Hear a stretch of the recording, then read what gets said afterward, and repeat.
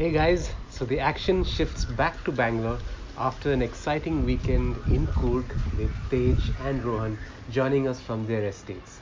Today is day number 13, and that's a very lucky day because I have found one of my favorite ingredients that can be mixed or infused with cold brew, and that is a beautiful summer fruit called musk melon. Now, musk melon and cold brew, trust me, one of the best combinations you can ever think of, only because musk melon is extremely non intrusive as a fruit and as an ingredient. It just imparts a lot of aroma and a lot of fragrance to the cold brew, but not too much in terms of taste and flavor. The beauty of cold brew stays absolutely intact, but while you're drinking this drink, there's a lovely aroma of musk melon that lends itself to the cold brew. To do this, it's pretty simple actually. We're just going to take some musk melon. I've chopped some off. Now I've taken one that is slightly on the overripe side, right? Because again, it's in terms of aroma, the riper it is, the more it imparts. And this drink is mainly about infusion. It's not about blending, it's not about mashing up or mashing together. It's primarily about infusion.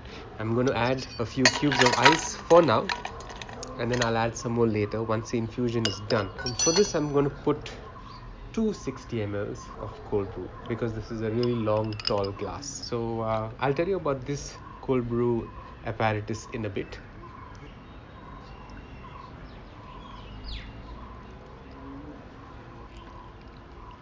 I'm just going to put about 60 ml of water to this.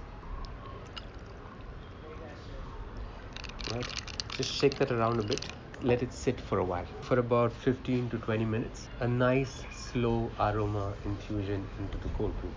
In the meantime, this is my third batch of cold brew since we started this 21 days of cold brewing, and this time I used this apparatus. Okay, so it's basically a glass jar, and it's got this little filter here.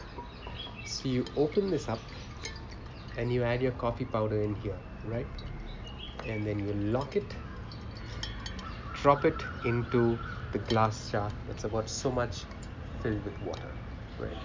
And then you just let this steep, let this infuse for about 14 hours, and then your cold brew is done. If you don't have something like this at home, I'm bringing up a picture right now. Here it is.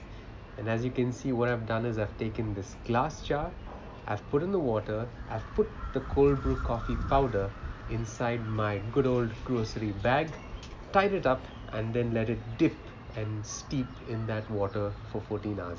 So it's coming back to this, it's pretty much the same thing. It's like a giant tea dip bag that I filled the coffee powder in and let it stay in that jar of water for 14 hours. The same thing, if you happen to get your hands on one of these, it's very useful, but do not hoard stuff at home, only if you feel that you're going to take up cold brewing seriously.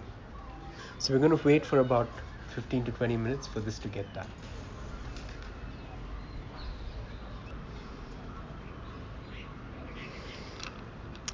Well, the infusion seems to be complete. It's been about 20 minutes now, and it looks absolutely beautiful, a lovely golden color. That's it, guys. Cheers. You guys go and give this a shot while I enjoy my favorite cold brew infusion. Happy brewing.